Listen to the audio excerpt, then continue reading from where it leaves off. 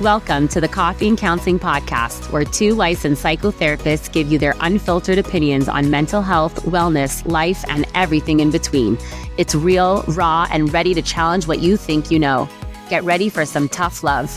Before we begin, just a brief disclaimer, this podcast is for educational and informational purposes only and does not take the place of therapy.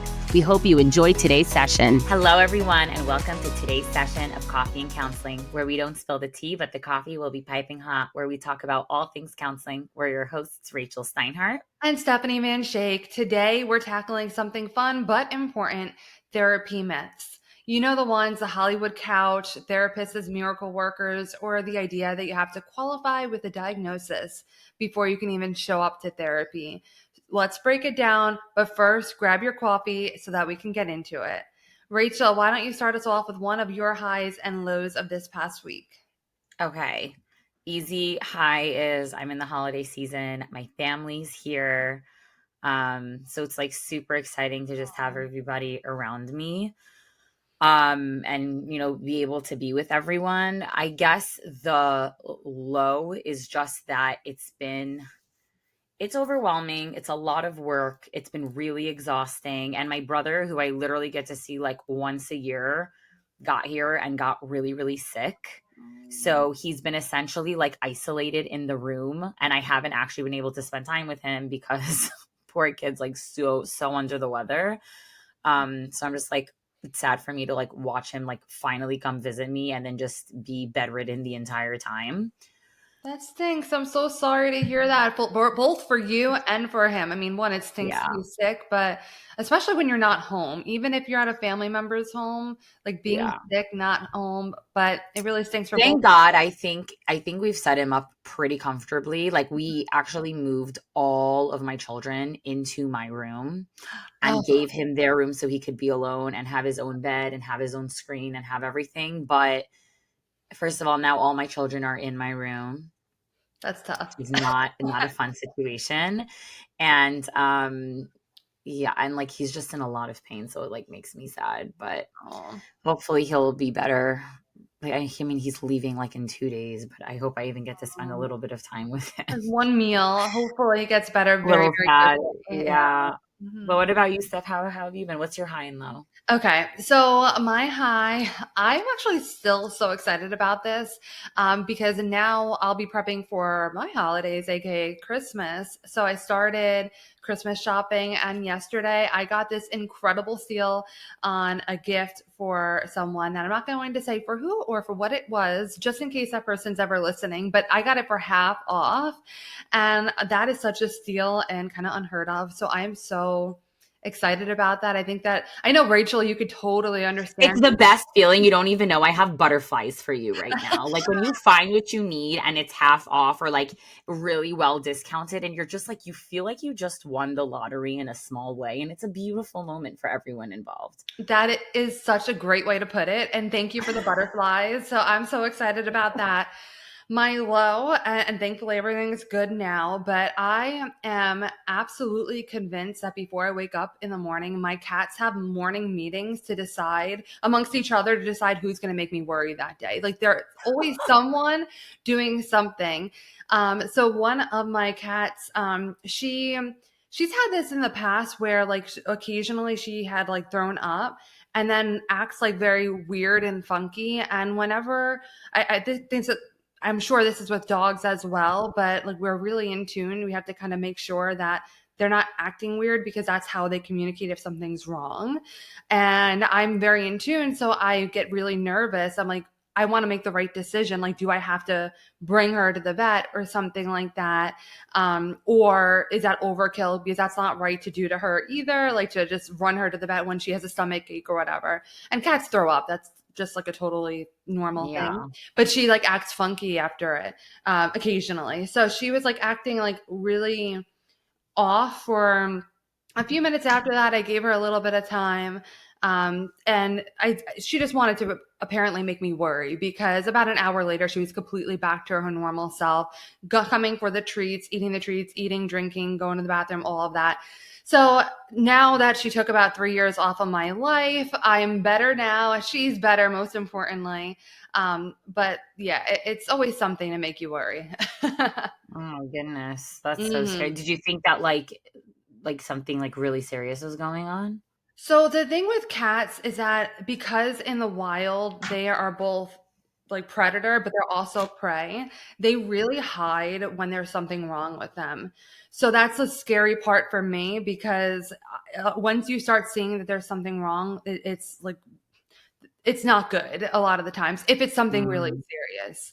And thank God it wasn't. I was praying, and I know you have talked about it before, and having God in our lives is so important, to say the least, and comforting and helpful and placing trust in. And I was having him, asking him to like help guide me, make the right decision, not to worry, give me some peace, but most importantly, help her. And yeah, it's just scary because in the past, I've had cats like growing up, that everything was fine and then everything wasn't fine. So it's kind of a really, it's something that I really try to challenge my anxiety with, but right. it just it just is what it is. I do the best that I can, and I'm very grateful that she's okay. And I'm sure in their morning meeting tomorrow, they'll find another one to make me crazy. I'm So so sorry that you went through that. That sounds really stressful and upsetting and scary, but I'm really happy that she's okay. thank you. Thank you. So, on to nicer topics or fun topics. Why do we want to cover therapy myths? So, therapy already has some stigmas around it. I think we've done so much to fight that, but still, there's still a lot of stuff left over. And sometimes it's more silly things, like you have to lie on a couch and spill your deepest, darkest secrets and everything that's happened in childhood. And then other times it might be a little heavier, like you need a diagnosis, or you're not sick enough, or a therapist is going to like wave a magic wand and fix you. And sometimes, and really unfortunately, these myths might make it more difficult to actually start therapy or give therapy a real shot, and it can make healing harder. So we wanted to help you to uncover some of these myths. Maybe you're not even aware that you hold some of them. We're going to go through some silly, some more or not so silly, and you might even realize that you've been holding some misconceptions about therapy. And there's really many reasons that this might have come about. Sometimes it's from our culture, sometimes it's from our generations, prior therapy experiences, TV shows, movies, and the list goes on and on. So we're going to dive into what are some of these myths, and are like get to the truth behind them.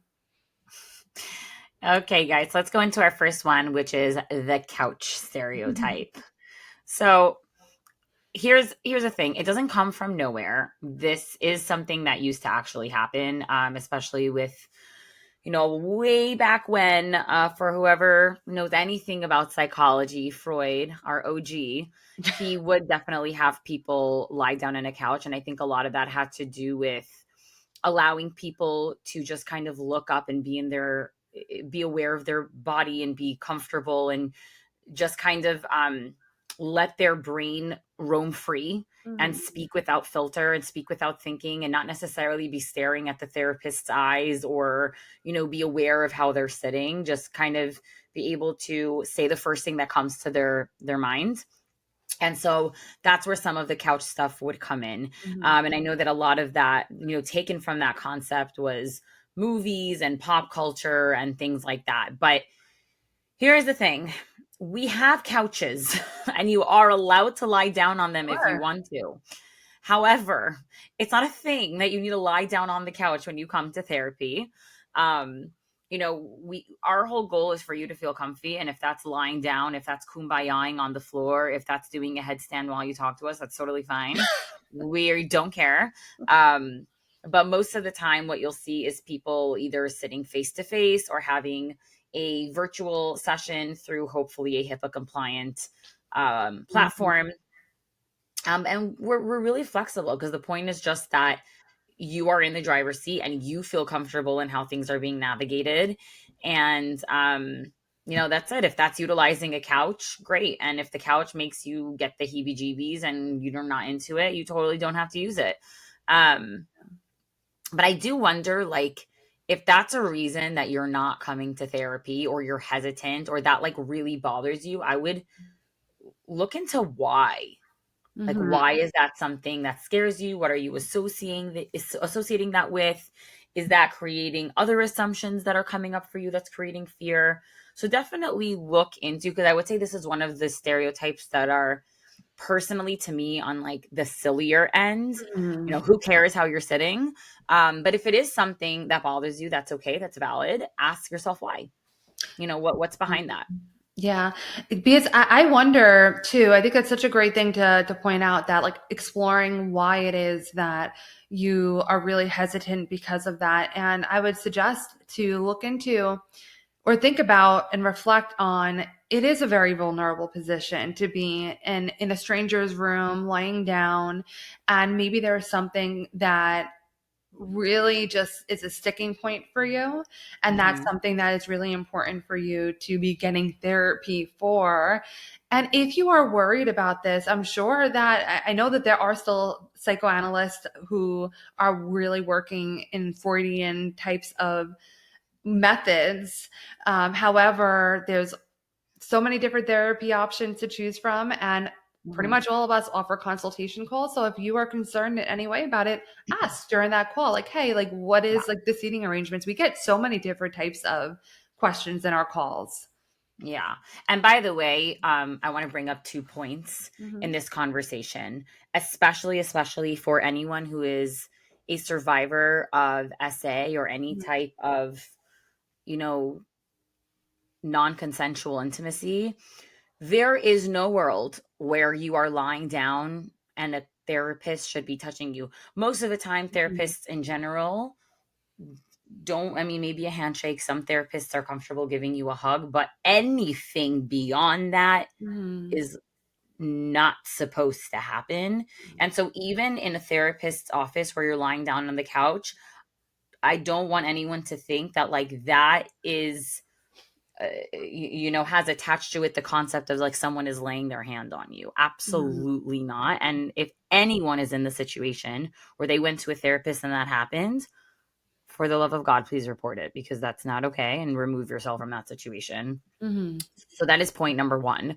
Point number two is sometimes therapists will ask you to sit in a certain way because the way in which they have arranged their room is to create safety. Unfortunately, there are certain clients, uh, and definitely listen until they have a better rapport with you. They're not necessarily going to know, but there are certain clients that could be more risky to themselves, to others. Clients that maybe have a very heightened anxiety or fear or trauma. Clients who have manic episodes, whatever it is, who may be like you know about to hurt the therapist or run into the waiting room or whatever it is. And so sometimes the way that the therapist arranges the room is to create a safe space, taking that into account. Hmm. So Yeah. that's just the other thing is like if you walk in and you want to sit somewhere and the therapist is kind of like rearranging you, don't take offense. There is a reason for that. Hmm. Hmm. And you can ask if that's something Right. that you have any questions or concerns about. And to one other point to add on to the one point that you had just brought up about anyone like any therapist putting their hands on you, it is something that we are supposed to have really, really hard boundaries for. I know that some clients would like to get a hug and or like a handshake or something like that. For sure, like especially when you're first meeting, you might shake hands, and it's something that if a therapist declines that, it's nothing against you. It's just something that we could get in trouble too, to be really honest, if we are in any way perceived to be inappropriate or using what is perceived to be a power dynamic between a therapist and a client in any inappropriate way. And we could put you in danger too, whether that be mentally or maybe you feel unsafe physically. But with that being Hmm. said, there are such a thing as somatic body workers, which I wouldn't necessarily put them in like as a therapist. Normally they're doing something separate, and it's kind of, I mean, people swear by it and other people don't. But Right. just make sure you know what you're signing up for. For the most part, generally, any type of therapy that you're going for with a licensed therapist, whether that be a licensed mental health counselor, licensed psychologist, or licensed clinical social worker, that's when you're going to see that that's therapy in the sense that it's not going to be like touchy or anything like that. Right. I'm really happy that you brought that up actually, because I completely forgot about somatic work, but Mhm. that's really like its own category. And then we're already like starting to shift away from talk therapy to a Yeah, certain degree. So that is a great point. I really appreciate you saying that. Also, like if a client does something really awesome, you might get a high five or something like that. But totally. again, nothing past like what you would expect from like a boss, maybe. I don't know. And Mhm. I, not to make, again, not to use that as a power dynamic, but just to understand like you and a coworker, things like that. What might seem inappropriate to you, like trust your gut, I guess is what I would say. Yeah. And like Steph said, don't get offended if you get turned down from something, because it's there to protect you and the therapist. So Totally.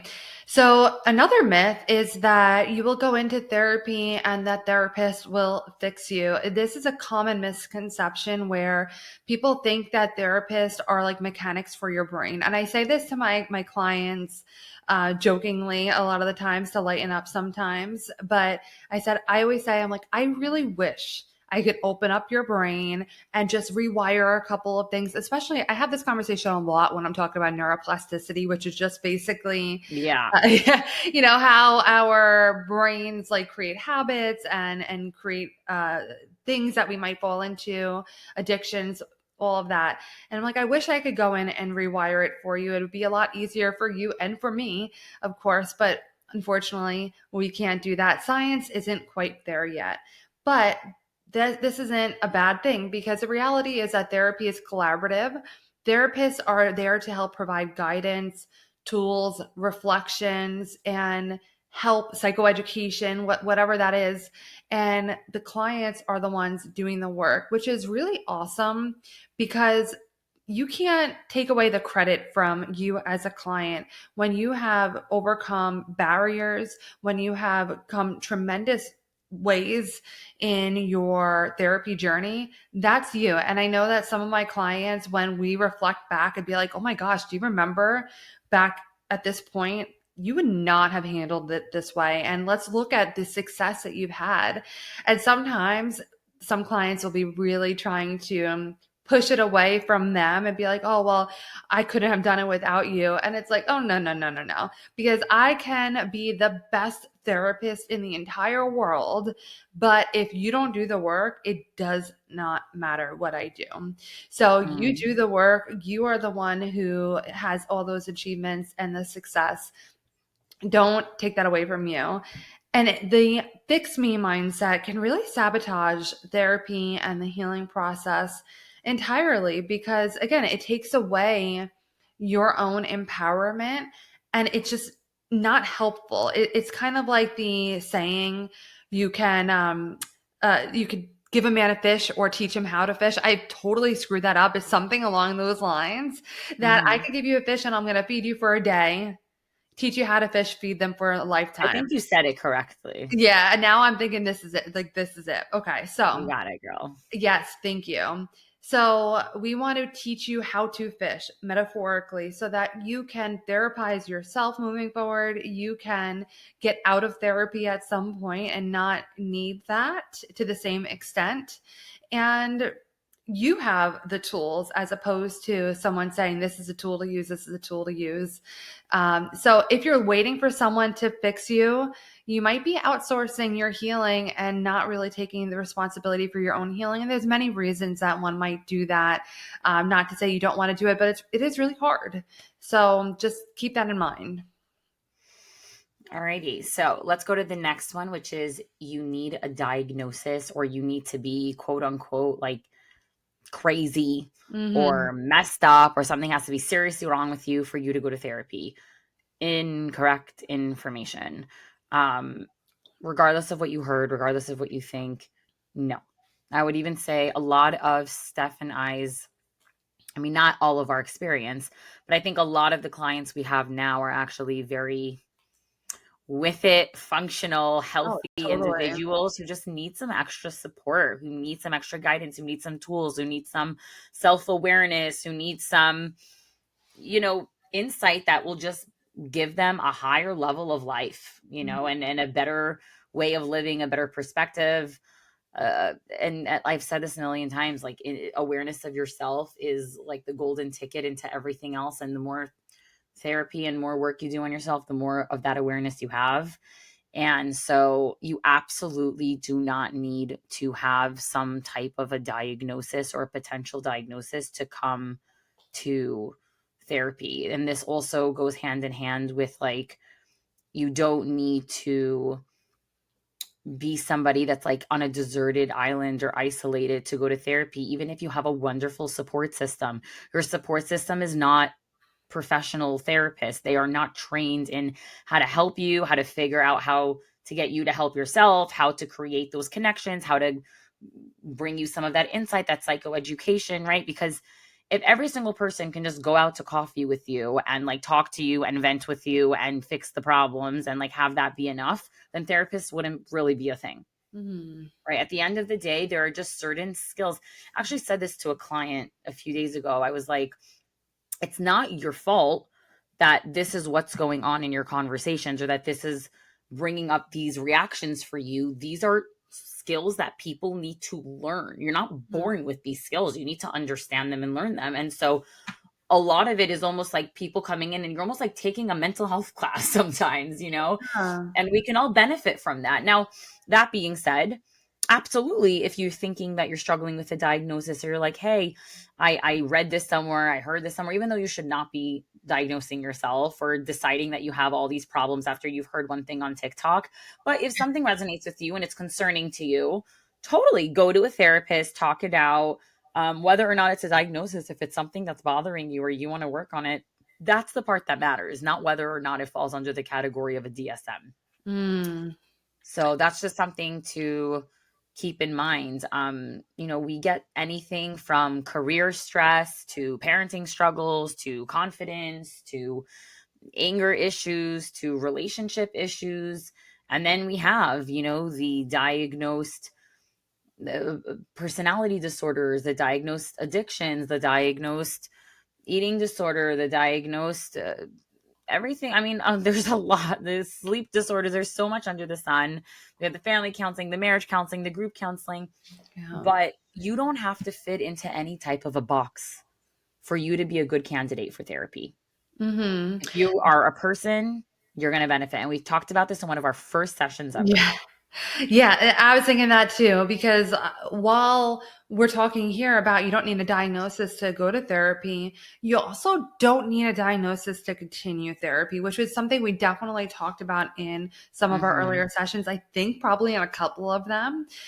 So sometimes there's so many different reasons for it. I'm thinking of a client that I have, and when this client started, this person actually came in from a higher level of care, was really struggling very much so with a very strong eating disorder. And now things are so much better. I'm trying to leave out details. So if that's, I'm sorry if it seems a little confusing. I'm trying to make sure that I'm leaving out as But many it details as should be. We're possible. supposed to keep it vague. Don't Yes, worry, yes. guys. We're always protecting our Yeah, confidentiality. absolutely. I actually had a session with this person earlier today, and one of the things we were talking about is I was helping her draft a message to someone who she's been a friend that she's been trying to break up with for various reasons, and that is also partly because even if you start with a diagnosis and you no longer have that diagnosis, then it's like learning to be a person again without that. And there might be that whole thing is another aspect of therapy. And even so, some people will start to it be more maintenance. It could be that after a while, just check-ins until you don't feel neither of you feel like it's beneficial anymore. There's so many different reasons as to why people start therapy and why people continue therapy, and it doesn't have to always include a diagnosis at any point. So, all right. So there are some more myths that we want to get to, some more maybe rapid fire. But so this one really makes me laugh, that like this idea that therapists just nod and be like, so how does that make you feel? I can't, I try to avoid this, like saying this in therapy so many times just because of the trope that it is. And there are some times that I've used it but I can't do it with a straight face. So like I really try to avoid it because I start thinking about, I just recently watched Freaky Friday because of the Freakier Friday movie Oh that my came gosh. out. When she tells her, just tell them, nod and smile and say, how does that make you feel? It's so funny. It's It's so so funny. And have you seen Freakier Friday, Rachel? oh my gosh, it was the time of my life. First of all, it was the first movie I saw in a theater and I think literally 6 or 7 years. Really? Literally. Oh my Yes. gosh. Did you love it? It was amazing. I I loved it.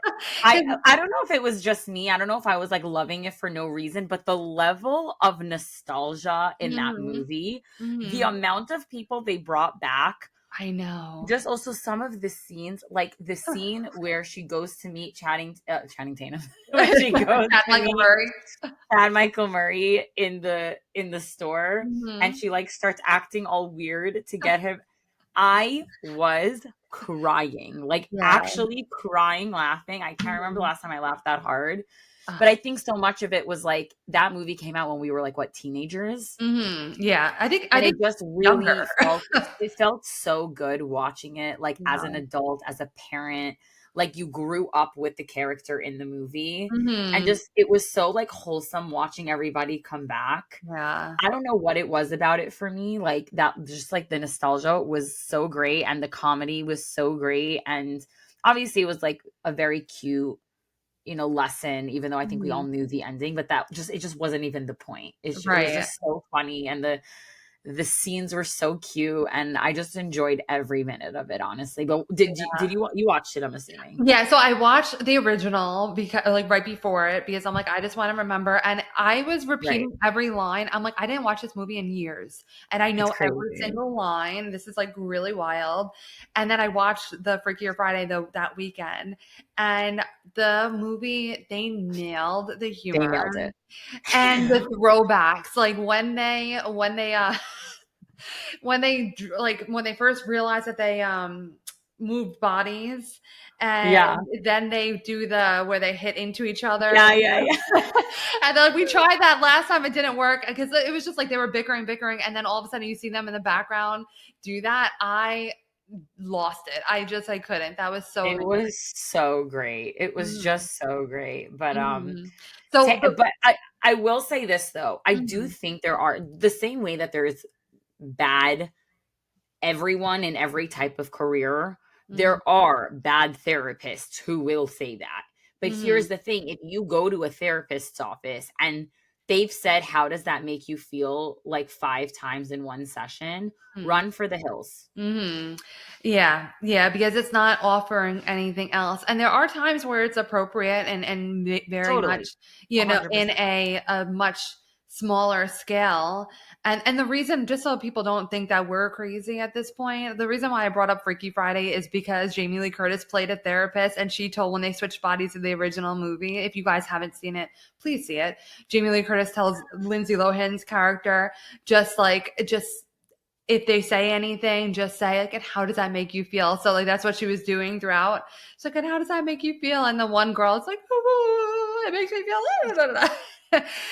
So anyway, that's why we said that. But there are times where I have had clients that describe a situation to me and then they give no inkling, although I can kind of get an idea, but given no inkling as to what that actually makes them feel. But obviously, it was something big enough for you to um bring it up in the first place and maybe talk about for a while. So Right. a question that's appropriate there is like, well, Right. tell me about how you feel about that. Like, what is that? Mhm. Um, And so, also helping the client become aware of their own experience of something, mhm, so giving them that moment to reflect, but that should not be like a catchphrase that's happening every 5 minutes, and if that's right. happening, like, that's a red flag. Hmm. But that's so funny. Yeah. Another thing that we wanna think about, which is a total myth, is that if therapy works, you're never gonna need to come back. Oh my gosh, I can't tell you how wrong this is. I have had clients leave, come to me for 3 years, leave for a year, come back, leave for 2 years, come back, depending on what is going on in their life. Yeah. Um, and I have so much respect for people that do this because instead of waiting until their life is like in total shambles, they come back and they're like, okay, you know my history, you know the growth I've made, you know my strengths and weaknesses. They're coming to like you're the therapist, the vault, the person they feel safe and comfortable with, that they have that established rapport and they Mhm. could come in the middle of their story. We don't have to go through the whole process again. And they're like, okay, here's where I'm at in life now. Here's what's coming up for me now. Like, help me. And we're able to just get right into it, which is so wonderful. Mhm. Um, but also just having that understanding that as the seasons of life change, different things are going to come up for you. Like struggles that I'm experiencing now in this stage of my life, or things that are obstacles or things that are hard for me, have nothing to do with what was happening to me in college or what was happening to me in high school, what was happening to me in elementary. Like, Yeah. just completely different things I was dealing with between myself, my family, my life, my environment, the world, like Mhm. everything. So Mhm. it's just so much to take into consideration. If you're somebody that does struggle with a diagnosis, you might have moments where you have relapses, where you're struggling more than others. Like, you don't need to wait until you need a higher level of care to be like, hey, I need to maybe check back in.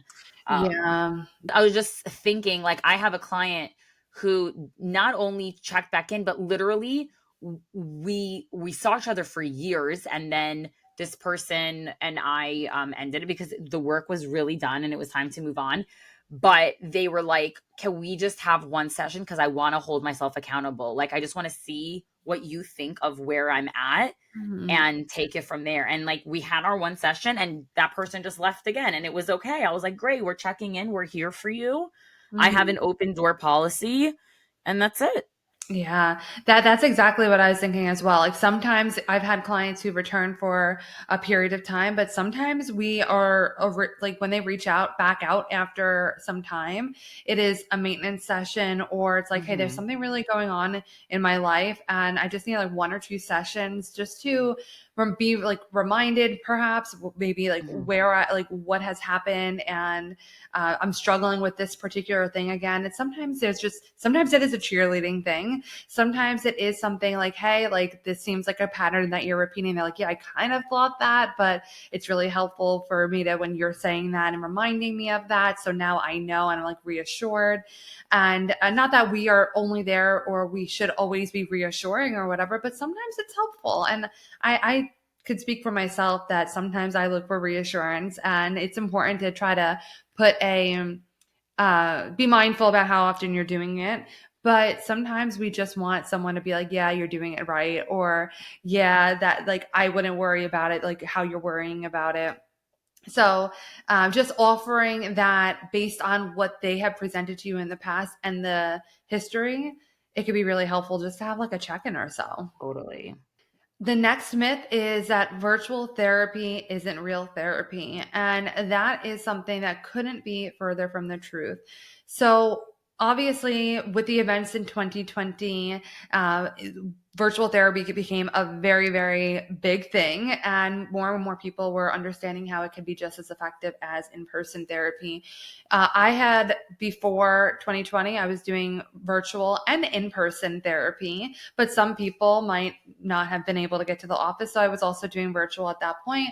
Obviously, when 2020 hit, that's when I was only virtual, and most obviously therapists were. And it's funny because it was a little bit of a transition doing that. But being that I've had, and I'm sure Rachel, you have your own experiences as well, but being that I've had experience extensive virtually and in person, to be really honest, I don't see any difference in terms of outcome. Now, with that being said, there are some people that virtual therapy might not be the best or the most ideal. For an Mhm. example, we might see this with children, although sometimes they absolutely can be. I know some therapists who work virtually and are very successful with children. If you have very, very severe ADHD and you have a hard time focusing, that is another time that it might be a little bit more difficult to use virtual therapy. But for most people, it is a really great option. And the outcomes, I have not seen any noticeable difference between the outcomes with in person or virtual. And with that being said, I think it's a really great option, and some people prefer it. I know that when I gave the offer after everything in 2020 really started passing, and I offered my clients, like, hey, like, do you have any interest in going back in person? Most of them were like, no, like, I've been able to fit this into my schedule in a very, Mhm. it just works better. And also, it didn't really make a lot of sense because since 2020, what happened was that I've grown my practice through from all places in New York. And I'm like, well, if you're upstate or in the city, you're probably not coming out to Long Island. And then I got licensed in Florida. And now people, regardless of where they are in either state, could see me. And that helps improve access of care as well, because someone in rural upstate New York might not have someone that's local to them that can help them in whatever it is that they're struggling with. And maybe Rachel's a perfect fit, or maybe I'm the perfect fit, or someone else that they have access to with virtual therapy. So it also increases access as well. There's so many things I could say about this, but Rachel, I want to hear what your thoughts are, your perspective is on this. You've literally just hit the nail on the head. I can't say it better myself. I would say Mhm. maybe if you are someone who struggles with like suicidality or self-harm, you might be better in person. I know certain trauma survivors are more comfortable in person and some are actually more comfortable virtually, so that depends on you yourself. Listen, I'm a very Mhm. personable person, so I understand why somebody might prefer being in person, but if you guys want to get technical, Steph and I have done extensively therapy both in person and virtually, and no, I have not seen a difference. I really haven't. If anything, sometimes I say it's almost like the late night talk, like pillow talk effect, where there's something really Mhm. amazing about someone being able to do therapy in the privacy of wherever they want to, wherever they may feel the most comfortable. I've had clients just like talk to me from their bed with their pillow and like their stuffed animals or whatever the heck it is. And there's something really safe and comfy about that. I've been able to offer my clients so much more flexibility. Like my cancellation rate is a shorter span of time, and Mhm. my ability to see someone at the last minute is a lot better. And they don't have to travel, and I don't have to. It just it's a lot of a win-win. So if Yeah. you're somebody that prefers in person, that's totally, totally valid. And I'm not saying there's anything wrong with that or absolutely like that's totally fine. But if you're stuck and you found a therapist that you really like, but they're virtual and you didn't want virtual, I wouldn't be so quick to let that therapist go. Mhm. Because you really might get exactly what you need out of it. And even though you might prefer in person, it might not be worth losing out on a therapist you think can do wonders for you. So Yeah, that's that's my a really two good way to cents. put But it. to each their own. I don't think we feel strongly about what you choose to do. We're just answering that you can do virtual therapy and get absolutely the same thing out of it as you would in person therapy. Yeah, yeah. I totally get, the desire for in person too, because I know I really liked doing in person as well. Hmm. I like the Totally. environment. And obviously now you can have therapy with your cats or your cat interrupting. If anyone's watching, you could see I'm trying to battle a cat who wants my attention right now.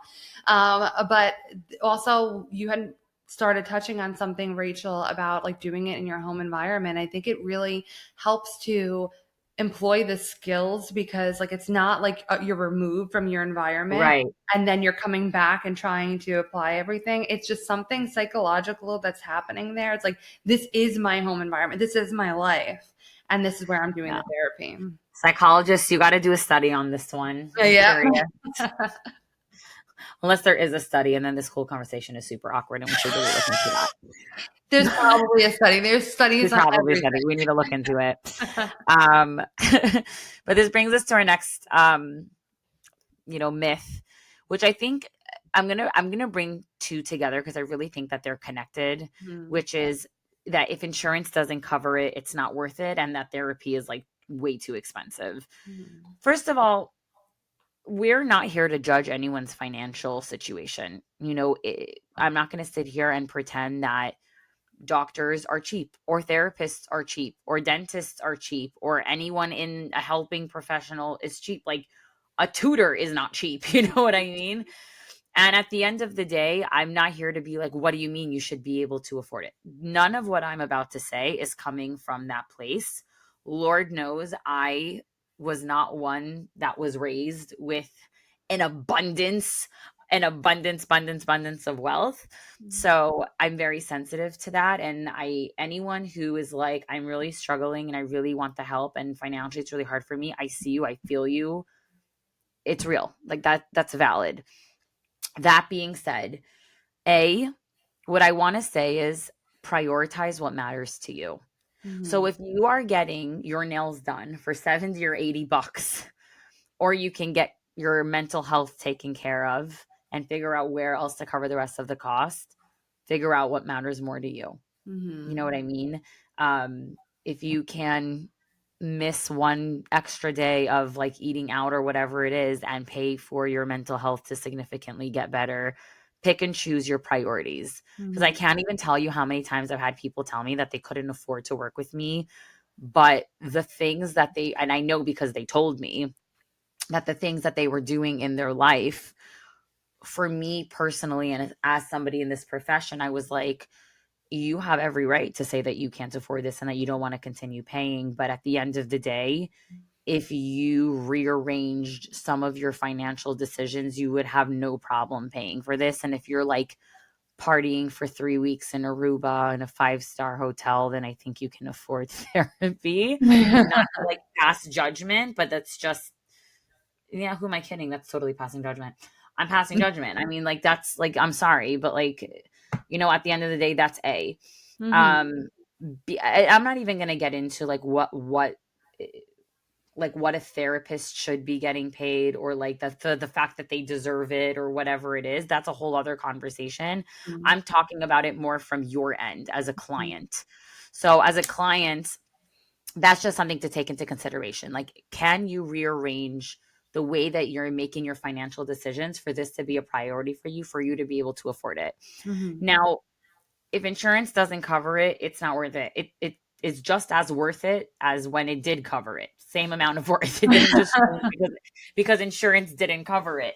It Mhm. might be a harder decision for you. You have to, might have to make have more conversations before you decide what to do or who to do it with, or again how to rearrange those finances. But if you need to go to therapy, you need to go to therapy, and whether or not insurance covers that is not part of the equation. Now, I'm not sitting here telling you if you can't afford to put food on the table, figure out how to go to therapy. No, like Mhm. Steph's favorite thing, like the hierarchy of needs, you need to have your basic needs met first. That's literally But what came to my mind when you said that. literally, yeah, like obviously have your basic needs met first. But once you are having certain luxuries in your life and you can decide for yourself what that means, understand that like the therapy should be very much up there, Mhm. whether or not insurance covers it. Also, and we've talked about this before, understanding that not all the time, but a lot of the time, you get what you pay for. Yeah. I really hate to say that because, and we've said this in the past, there are plenty of therapists who work under insurance or who work for companies, and they are wonderful therapists and wonderful humans and incredible professionals.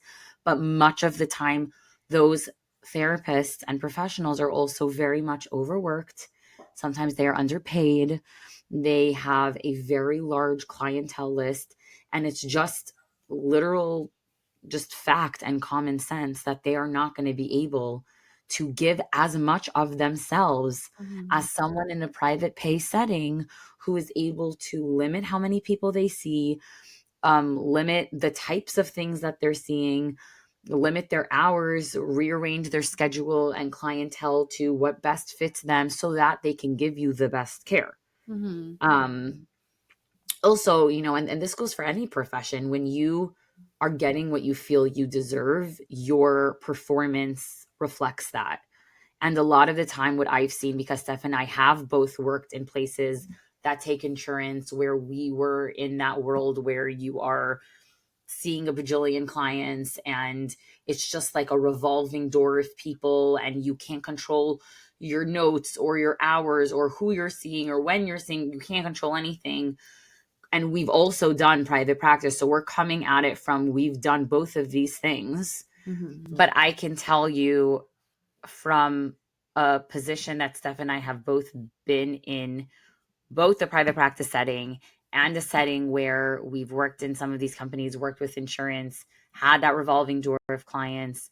We are not going to be able to give you the same level of care, the same level of attention, the same customization to each person that we're talking to in terms of the work that we're doing. And it is something to consider Mm-hmm. that, when you are going to a therapist who's creating their own world of work and their own career versus going to someone who takes insurance and has a little bit less of that. And by the way, in today's world, there are people who have a private practice and take insurance. I would say that's like the happy middle Mm-hmm. ground for some people. And so if you can't afford, if you don't have some matching insurances for some of the people that you're finding or the companies that you're finding, and you can't afford private pay, maybe find somebody that has a private practice but takes certain insurances and see if they can fall under your insurance. But Mm-hmm. yeah, just keep in mind, i- your mental health is a priority. It needs to happen.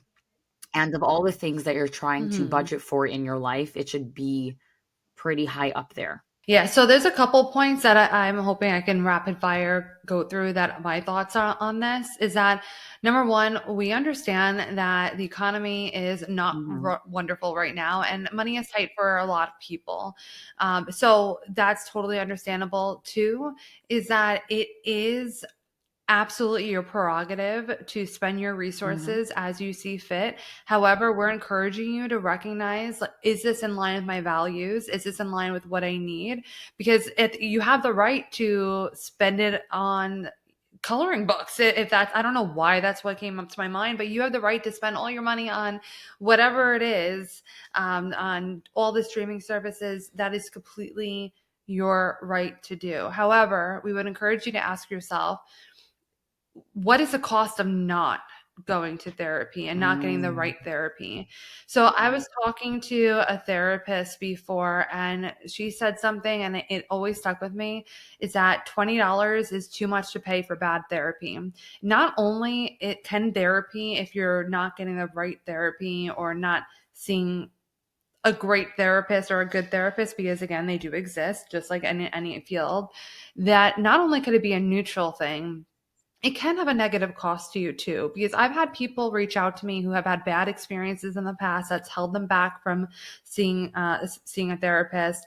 I've had therapists say things that no therapist should say, set them back, and it costs them. So there are costs to trying to get get it on a budget. And I'm not saying, again, I'm not saying that it's easy. That's not by any Right. means what we're trying to say, that, oh, you just have this money and just like spend it in this way.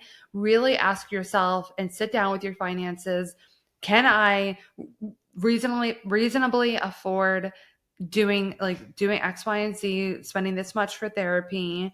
Can I reallocate resources from other places that are not as important? Obviously, making sure that my family's physical needs are met and we have a shelter and all of that. But beyond that, asking yourself, what are the costs? Sometimes, especially when we work with eating disorders, the cost of not getting therapy is really, really great, because that makes it more likely that your physical health is going to deteriorate further. Your mental health is going to, and Right. that's with most things, your mental health is going to deteriorate further.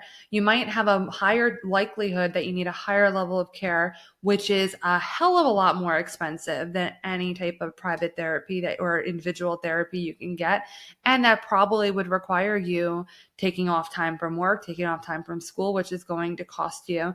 And that's just some of the financial cost as well. So just really look at it from the bigger picture. Now, with insurance, I get the desire to go through insurance. So it's something that it's hard to navigate it. And whenever people reach out to me and are asking me about this, I try to help them navigate the insurance company. Sometimes you'll have out of network benefits where they will like reimburse you for your therapy services. That's a matter of your own insurance and type of insurance, the plan, and all of that. So look into that with your insurance. Sometimes your employer might offer benefits too. So there are options to look into with that. And if all else fails, depending on what it is that you're struggling with, insurance companies typically do offer an insurance advocate, a patient advocate that you can request. It doesn't necessarily mean that you're going to be able to get coverage for this from the perspective of reimbursement. So if they say, no, we don't reimburse, you can try to get a patient advocate to work with the insurance company that hopefully might change your mind depending on the circumstances and give you a special exemption that we will reimburse you for the services that you're paying directly to the therapist because of what it is that you're dealing with. For the insurance companies, they might look at it like, okay, if we invest the money now, we might save a lot of money later, which stinks because you're a person. But unfortunately with insurance, they are looking out for their financial interest. And a lot of the people that you're working with when you're calling them are not health professionals. They're reading off of scripts and they're doing what it is that their job is and looking out for the insurance company. So that's some things to look at as well. This is such a topic that I think we could go on and on about, but I hope that we did it justice. I will throw out one last thing. If you found a private pay therapist that you really, really want to work with and you cannot afford their rate, don't be scared to ask about a sliding scale. A lot of us offer sliding scales. We want to help you. We do. We just don't want to be taken advantage of, but we absolutely want to help you. And for those of you who are struggling, there are many, many therapists out there that will work with you on the price. And I'm not saying that I'm going to guarantee you that they can get to a price that you want, but a lot of therapists will offer you wiggle room. Yeah, most therapists will try to have some room for clients who are on that sliding scale. And there is one other thing that I forgot to mention that I wanted to, that investment in yourself, that I think it's something so real that when we are like investing in ourselves in some type of way or investing in anything, we take it more seriously. I mean, there's been times that I don't know why this is coming to my mind, but I remember purchasing like this recipe book for like $5 online. It was like a printable one and it looked like interesting. I don't know. I don't even remember why I purchased this. I never looked at it. It was a waste of $5. I think it was like $5 or something dollars. But I've definitely invested more in other cookbooks, and I value it because I actually use it because I'm like, hey, I invested time in it because I spent time working for that money. I invested the money in it.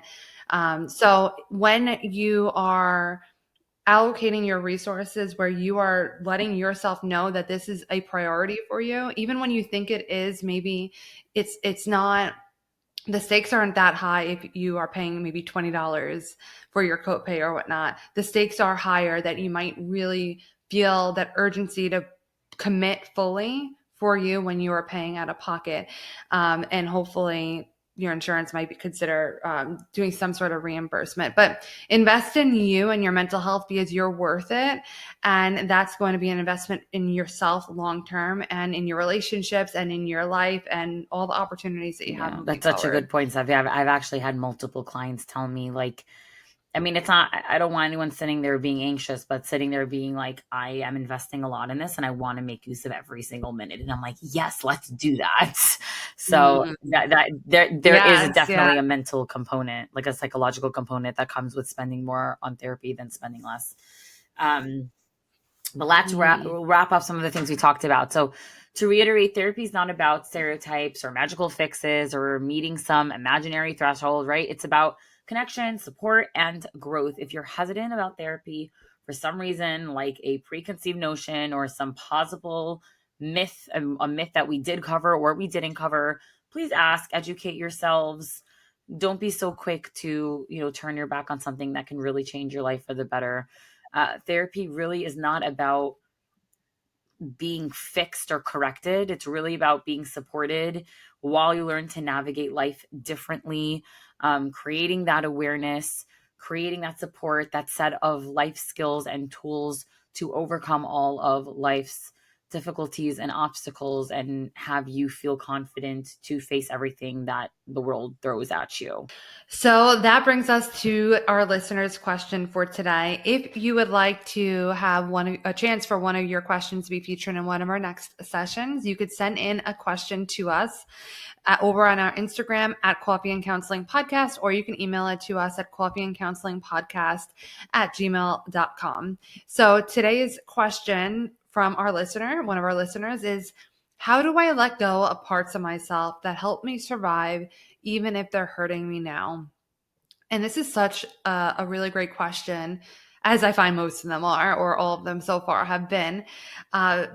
We often have moments in our lives that we find ways of survival or coping or adapting that helps us in the moment, but is really not a positive coping mechanism. So perhaps I know this is a couple times that I brought up eating disorders, but I've had a couple eating disorder clients today, so it's really, really on my mind that we work on this a lot when it comes to an eating disorder, because the eating disorder became a coping mechanism, which is ultimately what developed into its own disorder in the form of eating disorder. But it did something for you. It was something that you turned to help you cope with other things, whether that be numbing, whether that be comfort. We can recognize that, and we can even show it gratitude for what it provided for you, what it helped you with in the moment, and still recognize that this is not something that is helping me long term. It's something that's hurting me, and working on letting that go. Therapy can help that. One of the tools that we recommend often is like writing a letter to this part of yourself that you are finding it helped you survive but is hurting you now. You can write a letter where you thank it for what it provided for you, but also recognizing that it hurt you, and you can even talk to it in a letter, like, this is the ways that you're hurting me. Thank you for what you did, but I am now letting you go, and create that. That could be a really powerful tool to work on that specific type of Yeah, instance. I love that. I would also say, like Steph said, recognizing and even showing gratitude to the fact that it helped you survive, but then taking a moment to acknowledge or journal or talk in therapy and process this thing that once helped you survive is now stopping you from living and stopping you from thriving. Mhm. And so think about, in holding on to it instead of letting it go, what other things are you forced to let go of? I'm going to say that again. If you hold on to Mhm. this part that helped you survive, what other thing is it forcing you to let go of versus letting go of this part that once helped you survive and is now hurting you? Great point. So, thank you everyone for listening to our session today. We are encouraging you to reflect on whether there's been any therapy myths that you believed or heard others say that maybe we didn't cover. Them in the comment section over on Instagram. Send it to us over on Instagram through a DM at Coffee and Counseling Podcast, or email it over at coffeeandcounselingpodcast@gmail.com. And maybe we'll have another future session where we talk about other myths that you guys bring up to us. If you found this session helpful in any way, informative, fun, whatever it is that you got from it, please share it with someone else. We would really appreciate that. And check out our show notes with all of our contact information, any resources that we mentioned. And we hope that you'll join us again next Tuesday for our next session. Comment, like, subscribe, and thank you guys for being here. See you next week. thank you so much for being with us today. Please follow our Instagram at Coffee and Counseling Podcast and send any questions you have about any topic to us via direct message for a chance for your question to be featured in one of our next sessions. You can also email us your questions or topic suggestions at coffeeandcounselingpodcast@gmail.com. Make sure to check out some of our other sessions available to you right now. Once you drink up all of those and your coffee, come back next Tuesday for our next session. The information shared in this podcast is for educational and informational purposes only and does not constitute therapy or mental health advice. Listening to this podcast does not establish a therapeutic relationship between you and the hosts. If you are in need of support, we encourage you to seek help from a qualified mental health professional. This podcast is not a substitute for individualized care. We do offer individualized therapy. If you're interested in individual therapy with one of us, please visit our practice website and send us an email to set up a free consultation call. All of the links and our contact info will be in the show notes.